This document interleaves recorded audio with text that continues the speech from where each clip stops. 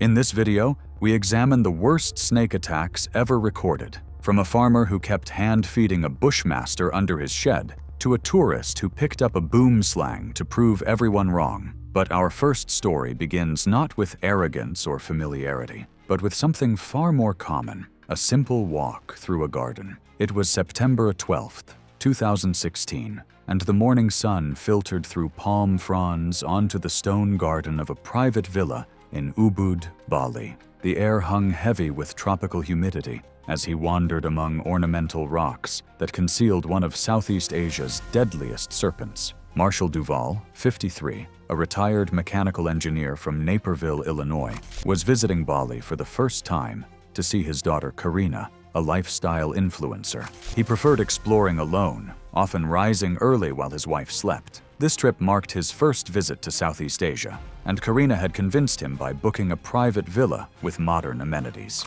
That morning, she had left for a sunrise photo shoot while his flight arrived ahead of schedule. The villa sat on a sloping property surrounded by traditional Balinese rock gardens, where moss-covered stones were stacked artfully among ferns and flowering shrubs. What Marshall likely did not know was that he was entering prime habitat for the Malayan kite, a highly venomous snake that shelters beneath rocks and logs during daylight hours. These serpents grow to lengths of 5 feet and possess potent neurotoxic venom that attacks the nervous system, causing progressive paralysis and respiratory failure over the course of several hours. The villa's property manager had placed laminated warning signs in both English and Indonesian near the garden entrance, clearly stating the presence of venomous snakes and advising guests to wear closed-toe shoes and avoid disturbing rocks. The warnings included photos of crates and instructions to seek immediate medical attention if bitten. Whether Marshall noticed these signs and dismissed them, or simply missed them in his jet-lagged state, would never be determined. He had slipped on flip-flops and walked directly into the rock garden. Karina would later say that he was likely attracted by the unusual purple orchids in the garden. At the edge of the frame of a security camera, Marshall could be seen crouched near the orchids, bracing one hand against a flat stone while reaching forward. His movement shifted several rocks beside a shadowed crevice, where a 4-foot crate had been resting motionless since dawn. The snake struck his exposed ankle in a reflexive, defensive bite, its fangs penetrating just above his sandal strap. Marshall jerked back, expecting sharp pain, but felt only a mild prick similar to a thorn scratch. He sat on a nearby bench and examined his ankle, finding 2 small puncture marks with barely any bleeding and no significant swelling. He initially shrugged it off. Within 45 minutes, his legs began feeling unusually heavy, as if weighted down. His stride became unsteady, and he grabbed at a decorative pillar for balance. When he attempted to call out to a gardener working near the pool, his words came out slurred and thick, his tongue not responding properly. The gardener, a local man named Wayan, noticed Marshall swaying and clutching the pillar with both hands. He hurried over, immediately asking what was wrong. Marshall tried explaining about the bite, but his speech had deteriorated significantly.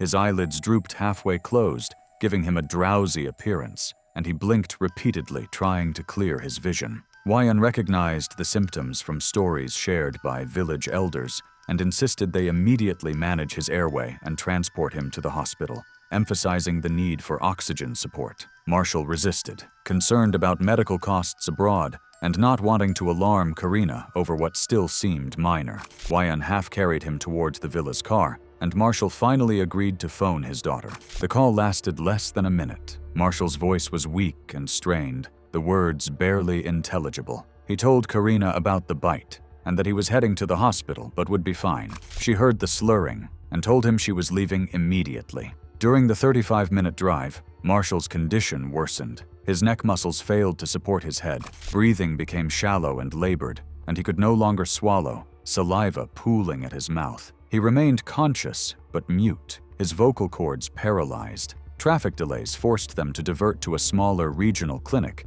instead of the larger hospital originally planned. They arrived at the rural clinic about 2 hours after the bite. Medical staff immediately suspected crate envenomation, preparing antivenom while attempting to arrange transfer due to the lack of a mechanical ventilator on site. Airway management was delayed as staff struggled to stabilize him with basic oxygen support. Within minutes, paralysis reached his diaphragm, and breathing ceased before intubation could be established. Staff attempted manual ventilation and administered antivenom, but Marshall went into cardiac arrest. Despite resuscitation efforts, he was pronounced dead roughly 3 hours after the bite. The footage was handed over to authorities and wasn't released to the public. Karina arrived at the hospital 2 hours after her father's death. The body was flown back to Illinois days later. A seemingly minor puncture wound proved that the smallest bites can be the deadliest. Meanwhile, in Brazil, a man hand-fed a massive Bushmaster beneath his shed, convinced that familiarity had made the viper harmless.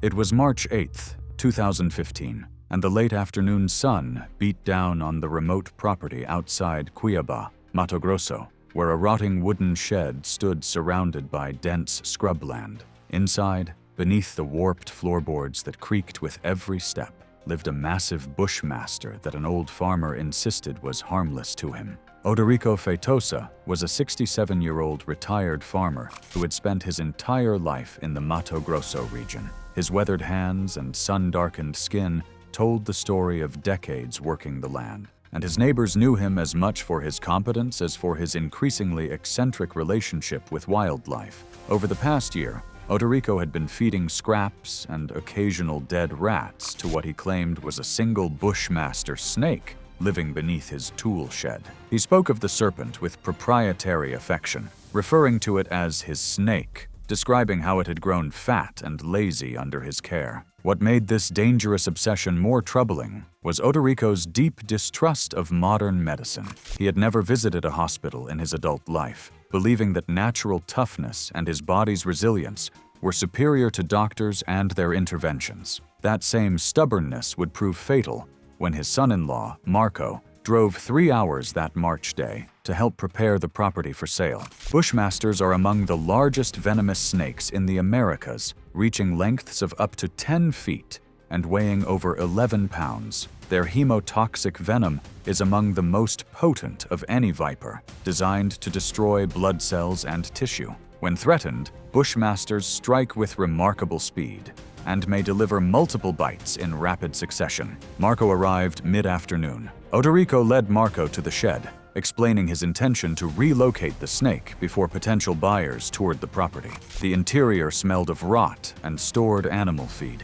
Bags of grain stacked against walls filmed with dust. Rats scattered across the rafters as the door swung open. Odorico crouched near the center of the floor where several boards sat loose, their edges splintered. He worked his fingers beneath them, prying them up with his bare hands. The Bushmaster lay coiled in the dim space beneath the floorboards, easily 7 feet long and thick as a man's forearm. Its patterned scales were barely visible in the shadows created by the stored feed bags. Odorico reached down, perhaps intending to demonstrate his claimed rapport with the creature, when the snake's head snapped forward twice in rapid succession, fangs penetrating deep into his exposed forearm just below the elbow. The strikes happened too fast for Odorico to react. He jerked backward in surprise. Upon realizing what happened, Marco moved to help his father-in-law stand and wrapped a cloth loosely around his forearm to slow movement while attempting to call emergency services.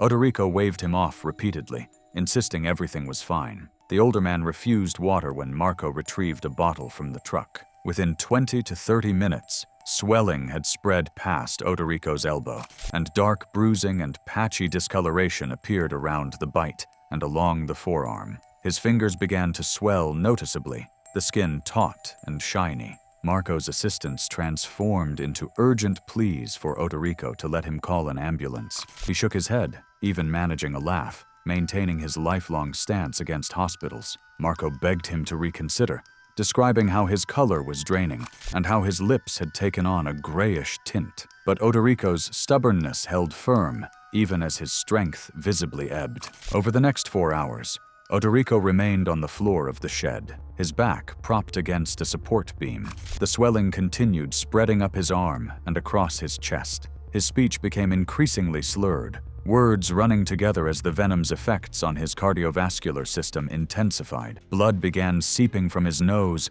and the corners of his mouth, signs that his blood had lost its ability to clot properly. His breathing grew shallow and labored. Marco stayed beside him the entire time. By early evening, Odorico had stopped responding to questions. His eyes remained half open, but unfocused. His chest continued to rise and fall in irregular intervals. Just after 8 o'clock, roughly 4.5 hours after the bite, his breathing stopped entirely. Marco finally called emergency services, but it was far too late.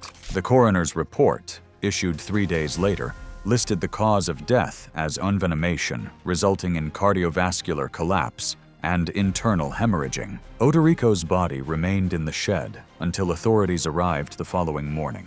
The property was never sold. Wildlife officials later arrived equipped with snake hooks, tongs, and secure bags to capture the Bushmaster, which they relocated to a protected forest area several miles from human habitation. Marco would later tell investigators that his father-in-law had seemed convinced, until nearly the end, that his body would overcome the venom naturally, that his decades of toughness would see him through.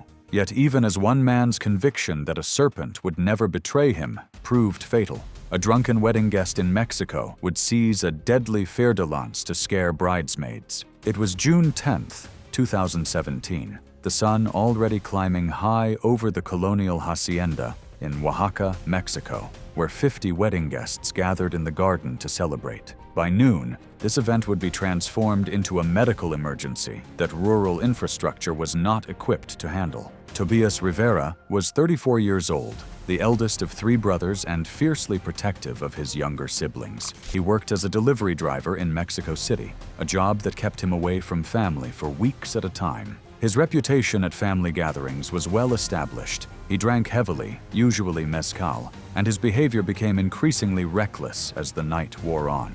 His mother often joked, with thinly veiled concern, that Tobias would either fight someone or injure himself before any celebration ended. That morning, Tobias had arrived at the hacienda 3 hours before the ceremony was scheduled to begin. He had already consumed several glasses of mezcal by 10 a.m., greeting relatives with loud embraces and exaggerated stories. His younger brother, the groom, had asked him twice to slow down on the drinking, to no avail. Around 11:30 a.m., as guests milled around the garden waiting for the ceremony to begin, Tobias spotted movement in the shrubs. The snake, approximately 5 feet long, with distinctive brown and tan patterns, had been disturbed by foot traffic and was likely attempting to relocate to quieter territory. The fer-de-lance, known locally as Barba amarilla, is among the most dangerous snakes in Central America. Adults are typically about 4 to 6 feet long, though very large females can exceed 8 feet, and specimens may weigh up to about 13 pounds. These pit vipers possess hemotoxic venom that attacks blood cells and tissue. A single bite can deliver enough venom to cause catastrophic internal bleeding, with symptoms progressing rapidly. Tobias pointed it out to several bridesmaids standing nearby, laughing at their nervous reactions. One of the hacienda staff, a maid named Rosa, who was refilling water pitchers, saw what he was looking at and immediately warned him to stay away from it. She explained in Spanish that it was extremely dangerous and that he should alert the groundskeeper. Tobias dismissed her concern with a wave, his judgment severely impaired by alcohol. Tobias approached the snake with exaggerated stealth, crouching low and making theatrical gestures to the watching crowd. The snake coiled tighter, raising its head in a defensive posture. He reached down and grabbed the snake behind its head, but his grip was imprecise and likely weakened by intoxication. The fer-de-lance twisted with surprising strength, its body whipping around his forearm. The strike happened in less than a second. The snake's head jerked forward, and its fangs punctured the back of Tobias's right hand between the thumb and index finger, embedding fully before retracting. The venom, injected deep into muscle tissue, began its work immediately. Tobias's face transformed from drunken amusement to shock. He screamed and flung the snake away, watching it disappear back into the shrubs. Tobias clutched his hand, staring at the 2 puncture wounds. He staggered toward a stone bench where his brother and several guests rushed to support him. The groom held Tobias in a seated position, while his uncle kept the arm immobilized, removed rings and watches, and instructed someone to call for an ambulance. Bystanders were careful not to tighten anything into a tourniquet or cut the skin. The bite site began to swell noticeably. The pain intensified, described by envenomation victims as burning combined with crushing pressure. Dark bruising crept up from his wrist as blood vessels ruptured beneath the surface.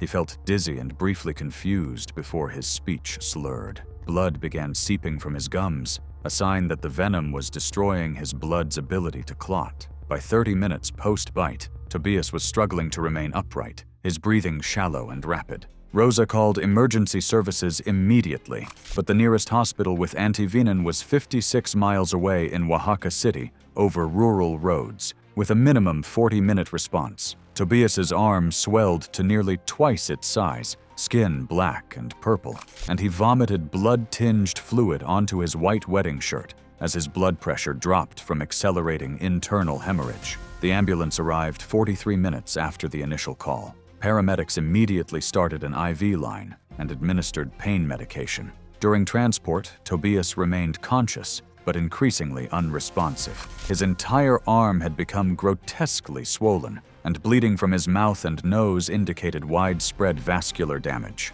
He arrived at the hospital approximately 70 minutes after the bite. Medical staff administered polyvalent antivenin, but the delay had allowed extensive tissue damage and internal bleeding to progress. Despite aggressive treatment, Tobias suffered cardiac arrest and died at 1:47 p.m. The wedding was canceled, and most guests departed that afternoon in stunned silence. Tobias's family held a quiet funeral 3 days later in Oaxaca, attended only by immediate relatives. As Drunken bravado claimed a life at a Mexican wedding in Zimbabwe, a ranger's 3 decades of wildlife training would mean nothing against the fangs of Africa's most feared serpent. It was August 3rd, 2018, and the morning sun had already baked the red earth of Mukuvisi woodlands into a hard crust. Limani Chikweche was 6 hours away from retirement, unaware that one of Africa's deadliest serpents lay coiled in the shadows. Limani Chikweche was a 58-year-old senior ranger at the Mukuvisi Woodlands Reserve on Harare's southern outskirts. He had built his reputation on strict adherence to bush safety protocols and an almost legendary ability to read animal behavior. Rangers half his age still repeated his training mantras about snake identification and proper evacuation procedures. This final patrol before his retirement ceremony was meant to be ceremonial, a last walk through the territory he had protected for 3 decades. That morning's patrol was routine by design. Limani had requested a junior ranger named Tapiwa Moyo accompany him, wanting to pass along final observations about the eastern boundary trails where poaching signs had recently appeared. At approximately 10:15 a.m., Limani stopped the patrol vehicle near a large termite mound, roughly 200 yards from the main access road. He informed Tapiwa he needed to relieve himself and would step behind the mound for privacy. Tapiwa remained in the vehicle, facing the direction Limani had gone, maintaining standard protocol for paired patrols. The area around the mound showed signs of recent animal activity, disturbed soil and scattered debris that might have indicated a burrow system nearby. The entire reserve had experienced an unusually active snake season that year, with sightings up nearly 40% according to incident logs. Staff meetings had emphasized heightened caution, particularly around rock piles and termite structures where mambas often sheltered during the heat of the day. Limani himself had led 2 of those training sessions, demonstrating proper approach techniques and safe distances. Less than 30 seconds after disappearing behind the mound, Limani suddenly recoiled back into view. His movement was sharp and controlled rather than panicked. Tapiwa watched as Limani pivoted to face him, his right hand gripping his left calf. Without raising his voice, Limani stated clearly that he had been bitten and pointed toward the base of the termite mound, where a large gray-brown snake was withdrawing into a crevice. Tapiwa, who had completed Limani's own snake identification course, immediately recognized the coffin-shaped head and rapid retreat as characteristic of a black mamba. Black mambas can grow up to 14 feet in length, making them Africa's longest venomous snake. They possess potent neurotoxic venom that, without treatment, causes respiratory paralysis. Unlike many snakes that bite defensively and retreat, mambas are known for their speed, capable of moving at 12 miles per hour, and their tendency to deliver multiple strikes when cornered. Tapiwa immediately moved in, applied a broad pressure bandage, and splinted Lamani's lower limb. They carried him to the vehicle on an improvised stretcher to avoid exertion. The wrap covered the entire lower leg from the toes upward with firm, even pressure. 2 small puncture wounds were visible on Lamani's lower left calf, approximately 3 inches above the ankle, with minimal bleeding. With Tapiwa's assistance, Lamani was secured in the passenger seat, while Tapiwa drove toward the main gate at reduced speed, avoiding the jolts and bumps that might accelerate venom circulation. The internal dirt track was rutted and uneven, forcing speeds below 15 miles per hour for much of the 3-mile distance. Approximately 20 minutes after the bite, Lamani reported numbness spreading from his foot up through his knee. His speech remained clear, but he mentioned a metallic taste in his mouth, a known early symptom of neurotoxin absorption. By the time they reached the main gate 30 minutes later, his eyelids had begun drooping, and his words came slower. The reserve's radio contact with external medical services had been intermittent due to equipment issues, causing a 15-minute delay in ambulance dispatch. No black mamba antivenom was stored at the reserve, requiring transport to a hospital in central Harare. Vision blurring became pronounced as they met the ambulance at the highway junction. During the ambulance ride, his respiratory effort became labored despite oxygen administration. Paralysis was advancing through the muscle groups controlling breathing. They reached the hospital 77 minutes after the bite. Medical staff administered polyvalent antivenom, but the neurological damage had already progressed significantly. Lamani lost consciousness as respiratory muscles failed. Mechanical ventilation was initiated, but his condition continued deteriorating. He was pronounced dead at 1:43 p.m. from respiratory arrest secondary to neurotoxic envenomation. Mukuvisi Woodlands held a small memorial service 3 days later, attended by rangers Lamani had trained and the families he had served alongside. Local news covered the incident briefly, noting the irony of an experienced ranger dying from the very hazard he had spent decades teaching others to avoid. Lamani's perfect protocol proved futile against a single mamba strike on his final patrol, and in Limpopo, a visitor argued for 20 minutes that the slender boomslang was harmless, then picked it up with bare hands to prove his point. It was October 18th, 2014, the late afternoon sun casting long shadows across the private lodge near Hoedspruit. Jared Van Zyl stood near the grill, beer in hand, about to make a fatal decision. Jared was a 41-year-old IT consultant from Johannesburg, known among colleagues for his habit of correcting others and refusing to defer to expertise he hadn't personally verified. His wife had stayed home with their 2 children. This weekend trip to the bush was meant to be networking, a chance to impress potential clients with his confidence and outdoor knowledge.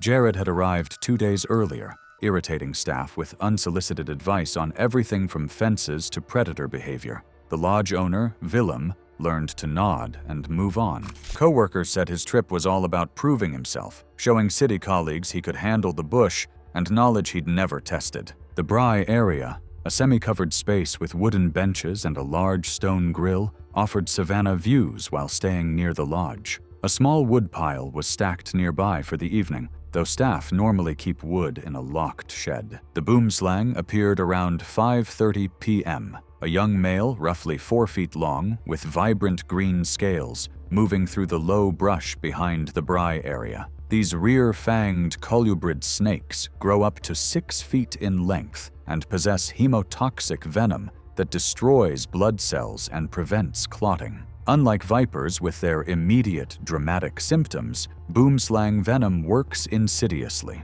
Victims may feel nothing for hours while the toxin systematically dismantles their circulatory system. Willem spotted it first and ordered everyone back, moved to fetch the lodge's snake tongs, and radioed for the on-call handler, but Jared kept pressing the point. Willem identified it clearly as a boomslang and warned the 6 guests present to give it a wide berth. Jared immediately contradicted him, pulling out his phone and insisting it was a harmless green mamba, despite the fact that green mambas are not found in that region. Willem corrected him. Jared argued louder, becoming increasingly belligerent as others sided with Willem. For nearly 20 minutes, Jared debated. He cited websites, mentioned videos, dismissed Willem's 30 years of bush experience. The snake remained motionless, coiled in a low shrub near the woodpile, its posture more like a startled boomslang than an actively hunting mamba. Other guests moved inside, uncomfortable with the escalating argument and the proximity to the reptile.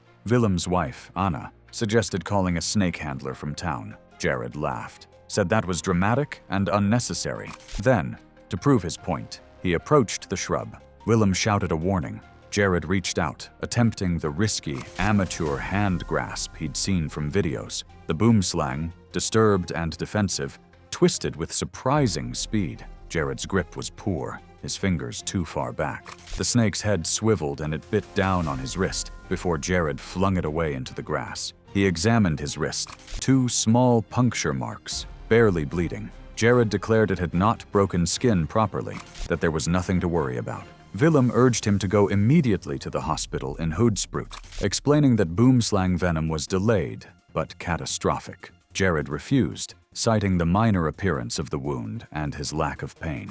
He washed his hand at the outdoor sink, wrapped it in a napkin, and returned to drinking. For the next 4 hours, Jared continued socializing, eating grilled meat, drinking 3 more beers. He showed other guests his hand, pointing to the tiny marks as evidence of overreaction. Around 10 p.m., he began to feel nauseous and mentioned a headache. By 11 p.m., small bruises had appeared along his forearm, not from impact, but spontaneously, as blood vessels ruptured beneath his skin. Anna noticed the bruising when Jared reached for water. She insisted he look at his arms. Dark, purple patches spread from wrist to elbow. Jared touched his gums with his tongue and tasted copper.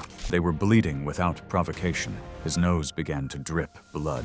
Dizziness made him sit down heavily. Willem called the regional hospital immediately. Around 11:20 p.m., they confirmed what he already knew. The nearest known stock of the specific antivenom was held at a provincial center, several hours' drive away, and provincial logistics meant delivery would take time.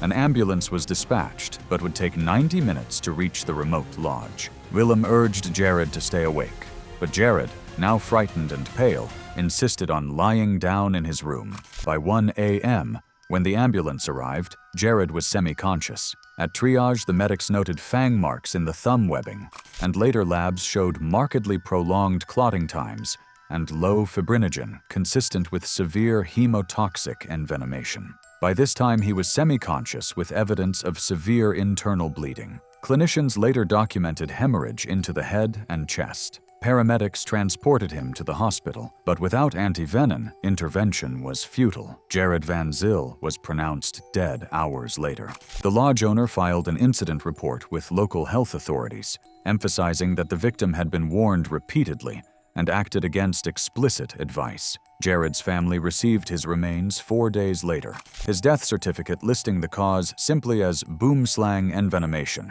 accidental but entirely preventable. Thanks for watching. If you liked these stories, click here.